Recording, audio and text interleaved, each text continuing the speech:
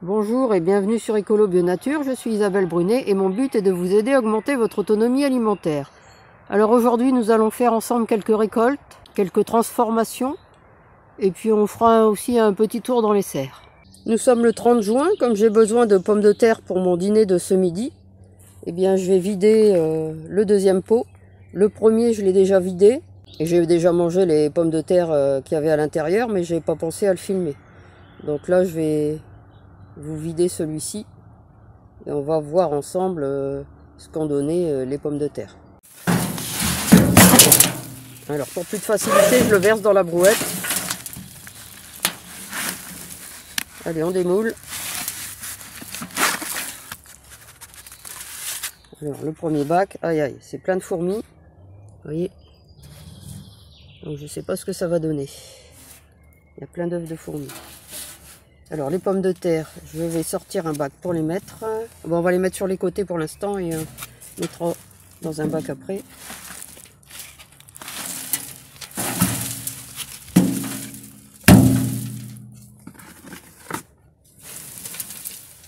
Alors, voilà. Bon, je vais sortir mon bac. Pas la peine de faire double travail, on va les mettre au fur et à mesure.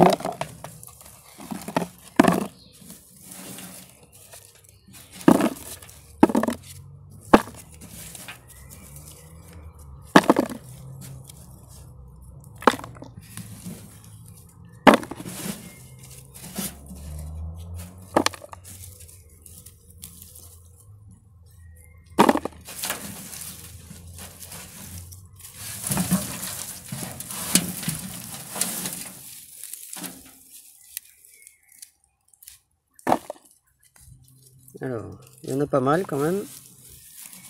Dans l'autre que j'avais déjà enlevé, j'avais récupéré à peu près une dizaine de grosses, une douzaine de moyennes, et puis après 10-15 petites. Je n'avais pas vraiment compté, mais ça devait être à peu près ça. Ah, là, il y en a une qui est mangée, mais sinon, les autres, ça va. Alors, attendez, je pose mon bac un petit peu. Je vais prendre autrement. Finalement, il y en a pas mal. Alors, les pommes de terre, la variété, c'est Nalwen. On regarde bien s'il ne reste pas une ou deux qu'on aurait oublié. Ah bah, vous voyez, il y en a encore.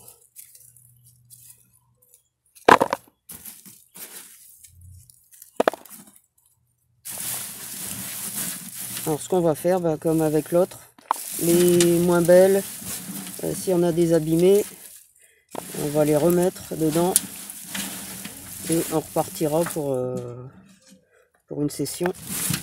Même si l'été ça ne pousse pas, hein, mais ça va rester dans le pot et ça recommencera à pousser vers le mois de septembre, quand il fera moins chaud. Et puis on devrait avoir des pommes de terre pour l'hiver. Il y en a une là.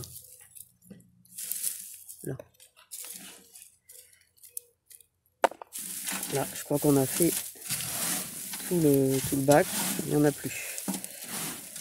Alors, vous voyez, on met un peu au-dessus. Donc, vous avez quelques grosses, quelques moyennes, une seule abîmée qui est là, et pas mal de petites. Bon, pour un petit pot comme celui-ci, c'est pas mal. Après, il me restera encore les deux gros pots. Mais ça, on va pas les faire aujourd'hui. Je le fais au fur et à mesure de mes besoins. Donc voilà les deux pots qui me restent encore. Ceux-là sont plus gros, donc il devrait y avoir plus de pommes de terre dedans. Donc si j'y pense, je filmerai aussi le démontage de ces pots ici. Sur le Tipeee, vous avez un mélange de haricots orteils du prêcheur, haricots d'Espagne, de l'autre côté là, les rouges, et puis d'igname de Chine. Vous voyez les grandes lianes là? C'est un igname de Chine. Et alors lui, il pousse normalement sur ce côté-ci. Mais bien sûr, comme ça fait des très grandes lianes, ça envahit tout. Et donc il ne se contente pas de son côté. Et après, lui, normalement, ça fait comme des toutes petites pommes de terre, de la taille d'un petit pois, en fait. Et alors, on peut les ressemer ou les consommer. Moi, j'ai jamais testé de les ressemer, parce que c'est super long pour avoir des ignames. Et puis, je pense pas qu'ici, ce soit faisable. Mais à consommer, c'est super bon. Et alors, ça me fait un magnifique tipi. L'avoine noire qui est ici est bientôt plus avancée, plus sec que celui de la serre. Vous voyez. Alors il n'est pas encore mûr totalement, mais il est déjà pas mal. Hein. Il va bientôt être récolté. Et c'est reparti pour une soirée cassis.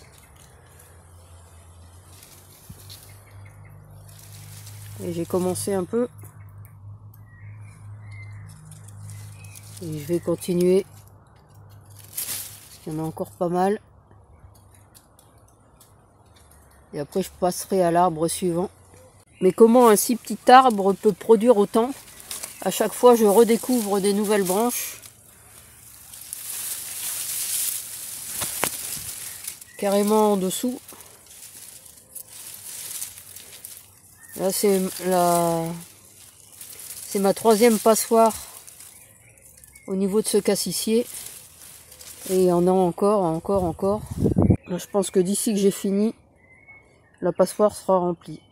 Et le pire dans tout ça, c'est que des cassissiers, j'en ai disséminé un peu partout dans le terrain. Donc si chaque arbre produit autant, ben, j'ai pas près d'avoir fini. Alors évidemment, je fais pas ça dans la journée, mais le soir, après une bonne après-midi au jardin, donc je suis déjà pas mal crevé, il est déjà 8 heures là. Mais bon, ce qui me console, c'est de savoir que cet hiver, je vais me régaler. Je vais pouvoir les manger avec de la compote de pommes, par exemple, ou avec du fromage blanc. Bon, la compote, c'est plus économique parce que je la produis à la maison. Mais en tout cas, je vais me régaler, c'est le principal. Je ne sais plus dans quel film. C'était un film avec Michel Serrault. Il y avait Eddie Mitchell. Et puis, dans le film, il y avait Mathilde Seigné qui faisait ramasser les fruits par des élèves des écoles. Alors ils venaient, donc ils payaient pour venir, hein. L'école payait pour les faire venir, et puis ils lui ramassaient ses fruits en fait. Donc pour elle c'était tout bénef. C'est le genre de truc qu'il faudrait que je mette en place. Hein. Bon, je dis ça en rigolant parce que j'aime bien le faire moi-même, mais c'était une bonne idée. Parce que les gamins étaient contents de venir ramasser les fruits. Et elle, au moins, elle avait une partie de sa récolte qui était faite. Je crois que c'était Le bonheur est dans le pré, quelque chose comme ça. Oui, ça doit être ça. Vous voyez encore la taille des cassis cette année, mais vraiment, ils sont énormes. Alors, je viens de finir. Et en fait, en tirant la dernière branche, je pensais qu'elle était coincée par des orties ou des choses comme ça. J'ai tiré dessus et en fait, elle s'était marcottée. Donc je vais la couper et puis la replanter ailleurs. Elle était contre le sol et elle s'est marcottée toute seule. Donc voilà ma cueillette. Bon, c'est pas plein jusqu'en haut, mais je crois que je vais m'arrêter ici pour ce soir parce qu'il y a les bêtes qui commencent à réclamer à manger. Donc je vais aller leur porter à manger et puis Oh, un petit escargot. Et puis je m'arrêterai là pour ce soir et je vais seulement les égrener. J'attaquerai un autre arbre demain. Voilà, je viens de laver les cassis. C'est la raison pour laquelle je les récolte dans une passoire. J'ai sorti mon saladier et mon bac à déchets. J'ai mis mon tablier et je vais donc pouvoir attaquer les grainages. Déjà un saladier de rempli et la passoire n'est toujours pas vide. Comme ce soir j'avais un peu de temps, je me suis amusé à peser le sac. Alors là on a 732 grammes. Et puis il m'en reste un petit fond là. Je vais m'en servir pour redémarrer un sac. Alors sur ce même arbre, j'avais déjà fait un sac entier. et un demi-sac, parce que j'avais complété un sac qui contenait déjà des groseilles, mais qui n'était pas plein. Et donc j'avais complété le sac. Donc ça me fait 2 sacs et demi et un petit fond pour cet arbre-là. Et après, bien sûr, je compléterai avec les autres arbres. Alors ce matin, on va récolter des choux. Comme vous voyez sur cette vidéo, je vous montre pas mal de récoltes parce qu'on m'a reproché de jamais montrer mes récoltes. Mais en fait, comme on récolte juste ce qu'on a besoin pour manger, je prends pas le téléphone à chaque fois pour récolter parce que on préfère cueillir au fur et à mesure que de tout retirer d'un coup et puis conserver. Tant que ça peut rester en terre ou bien dans la serre, on le laisse et puis on cueille pour que ce soit ultra frais. Bon là, il y a une courge qui a poussé, je sais toujours pas ce que c'est que cette courge, mais alors ça devient vraiment envahissant. Donc on va aller récolter le chou qui est en dessous et qui est en train de se faire manger de ce fait là. Comme il pleut sans arrêt, on a pas mal d'escargots et celui-ci s'est fait pas mal grignoter à voir. Heureusement que je vais en cueillir d'autres dans la grande serre. Alors ce sont des petits choux Fildercropt, des petits choux cabus. Un petit passage. Alors ici ça pousse bien. Par contre dans la grande serre, je sais pas pourquoi là les tomates sont magnifiques. Alors que dans la grande serre ça pousse pas du tout. Alors j'ai enfin commencé à pailler, enfin j'avais paillé avant que Poupoule ne me retourne tout là. J'ai commencé à pailler enfin ici mes pâtissons. J'avais pas encore pu le faire parce que, vous voyez les petits pâtissons qui commencent à sortir. Parce que il y avait trop de limaces. Mais là je dis tant pis, je paille. Alors est-ce que je vais devoir récolter des courgettes ce matin? Ouais, peut-être. Je vais voir si on a ailleurs, sinon celle-là elle attendra. Alors on arrive dans la grande serre. Comme vous voyez, les tomates sont pas très belles. Elles restent petites ici. Et en fait, la porte était grande ouverte depuis depuis la mi-mai. Je l'avais pas fermée. Et là, je me suis dit que c'était peut-être dû au froid. Donc j'ai fermé la serre. Là, il va falloir que je récolte aussi la blette. Elle est grande, mais pas aujourd'hui. Je vais pas en cuisiner aujourd'hui. Je vais venir chercher ce chou qui m'embête, qui est tombé dans le passage. Donc on va récolter celui-ci. Et j'ai encore l'autre là-bas qui est aussi gros. Alors vous voyez, celui-ci est quand même plus beau. Hein. Un beau chou Fildercropt. Beaucoup plus beau que l'autre.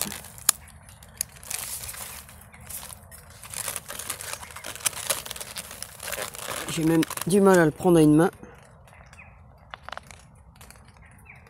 Donc on va porter ça en cuisine. Et puis je pense que les feuilles extérieures là sont pas trop abîmées. Donc je vais peut-être les blanchir et puis les déshydrater et les réduire en poudre.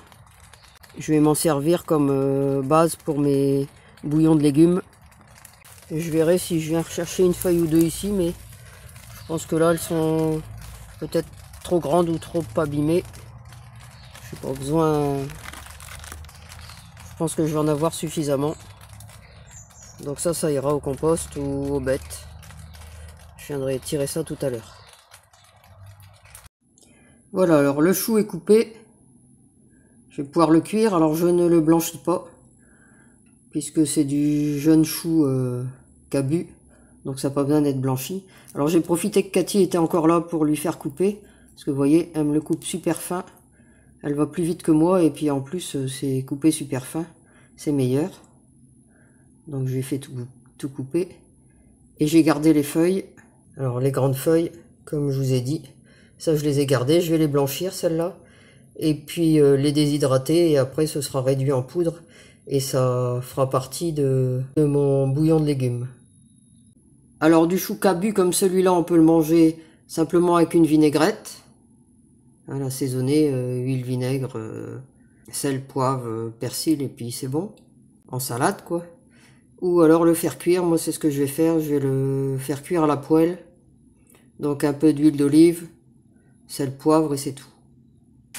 Bon, je crois que je vais devoir le cuire en 2 fois parce que j'ai beau tasser et ça réduit pas mal déjà dans la poêle, mais j'en ai encore plein.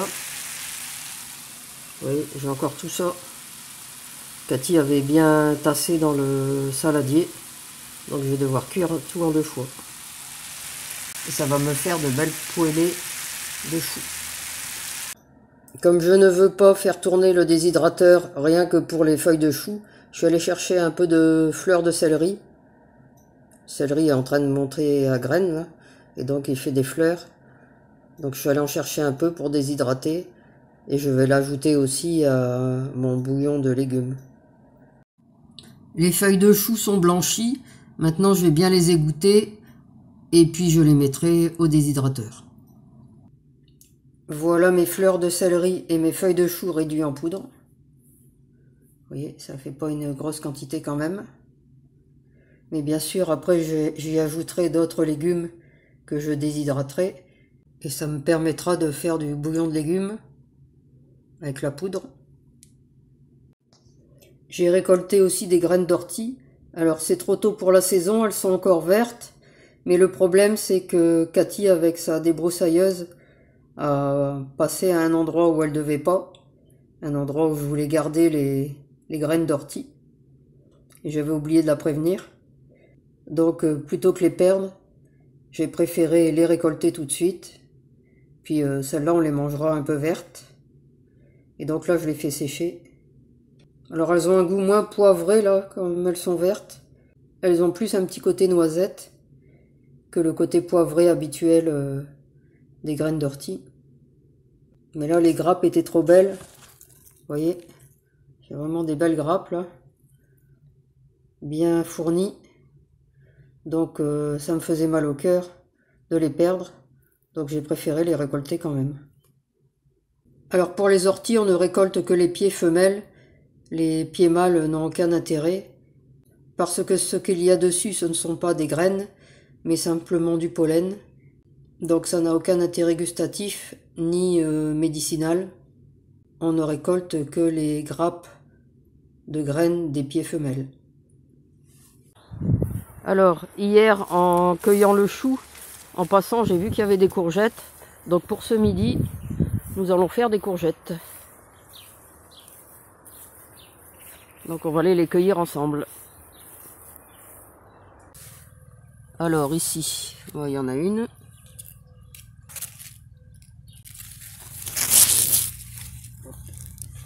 Je mets mes gants. Toujours mes gants Rostin là. Qui sont beaucoup plus solides que ce que je m'attendais. Puisque finalement je les ai 4 heures par jour, entre 4 et 6 heures par jour sur les mains. Et c'est toujours la même paire alors que d'habitude je fais un mois avec une paire de gants. Bon, alors j'en profite pour ramasser les fleurs. Hop, celles qui sont tombées. Alors il y en a une petite là pour prochainement. Je vais aller récupérer la fleur là-bas derrière. Hop, si je la perds en route, ça va pas. Voilà. On va aller voir de l'autre côté. Alors ici on a une courgette jaune. Je vais en profiter pour couper la menthe qui gêne là. Hop. On met derrière. Alors je les cueille petites, hein. J'aime pas les grosses courgettes. Et plus vous cueillez petit, plus vous en avez. Voilà. Allez, on va dans l'annexe.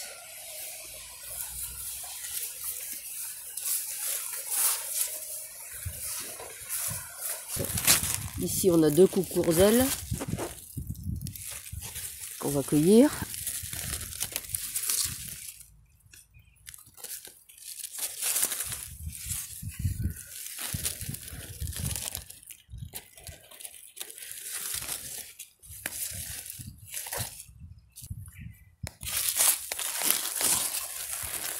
Et il y a 2 courgettes rondes, mais je vais en prendre qu'une. L'autre est encore petite.